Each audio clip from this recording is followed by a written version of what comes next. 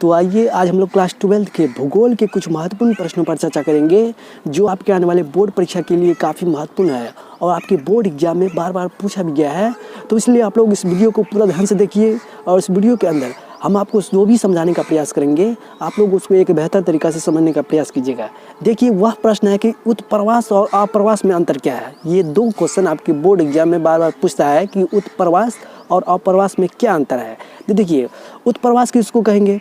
उत्प्रवास वैसे प्रवासी को कहेंगे जो एक स्थान को छोड़कर बाहर चले जाते हैं। वैसे प्रवासी जो एक स्थान को छोड़कर बाहर चले जाते हैं उसको कहते हैं उत्प्रवास।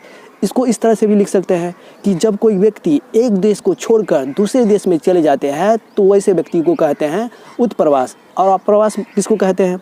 अप्रवास का मतलब यह हुआ कि जो किसी नए स्थान पर चले जाते हैं।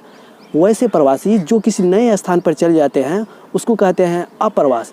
इसको इस तरह से भी लिख सकते हैं कि अप्रवास का मतलब जो कोई व्यक्ति यानी कि जब कोई व्यक्ति कहीं से आ करके किसी नए स्थान पर बस जाते हैं उसको क्या कहेंगे? अप्रवास। ये दोनों के कारण से जनसंख्या में परिवर्तन होता है। मान लीजिए इसको जो है इस बात को उत्प्रवास क्या होता है और अप्रवास क्या होता है इसको एग्जाम्पल के माध्यम से हम आपको समझाने का प्रयास करते हैं।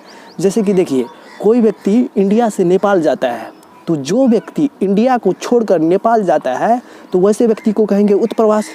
यानी कि जब कोई व्यक्ति एक देश को छोड़कर यानी कि जब कोई व्यक्ति एक देश को छोड़कर दूसरे देश में जाता है उसको क्या कहते हैं? उत्प्रवास। यानी कि इंडिया को छोड़ के गया नेपाल तो इंडिया जहाँ से छोड़ के गया वह हो गया इंडिया के लिए उत्प्रवास। और जहाँ पे गया वो नया स्थान हो गया उसके लिए यानी कि नेपाल गया नेपाल के लिए वह हो गया अप्रवास। तो यहाँ देखिए ये दोनों के कारण से जनसंख्या परिवर्तन होता है। मान के चलिए आप बोलिएगा सर जी कैसे?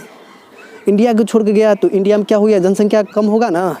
वैसे जो है इंडिया की जनसंख्या कभी कम नहीं हो सकता है लेकिन इंडिया को छोड़ के गया तो क्या जनसंख्या में तो परिवर्तन होगा, यहाँ की जनसंख्या कमेगा। और जो है वहाँ पे नेपाल गया तो नेपाल की जनसंख्या तो बढ़ेगा ना रे जब जाएगा। तो इस प्रकार समझ गए कि उत्प्रवास और अप्रवास में अंतर क्या है।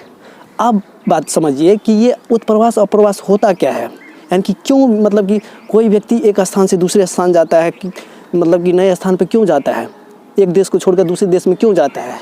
तो इसके पीछे बहुत सारे कारण हैं। अब बोलिएगा सर जी क्या कारण है? उस देश में रोज़गार की समस्या होगी। मान लीजिए हम कहीं एक देश को छोड़कर दूसरे देश में जाते हैं वहाँ पे क्यों? ताकि हमको वहाँ पे ज़्यादा आमदनी हो, ज़्यादा रोज़गार मिले, सुख सुविधा के लिए सारा कुछ व्यवस्था वहाँ पे मिले। कोई व्यक्ति एक स्थान से दूसरे स्थान क्यों जाता है? उसको विवश होना पड़ता है, व्यवस्था के कारण से न जाता है वो। उसको वहाँ पे जो है बहुत सारे जो है तकलीफ़ होता है, रोज़गार नहीं मिलता है, बेरोज़गार रहता है और बहुत सारी समस्याएं हो सकती है। तो इस कारण से रोज़गार की समस्या, बेरोज़गारी की समस्या, इसके बाद जो हो गया कानून लॉ जो भी है इसके कारण से ये जो है उत्प्रवास और अप्रवास होता है। तो समझ गए। तो चलिए फिर मिलेंगे अगले वीडियो में, तब तक के लिए हमें विदा दीजिए।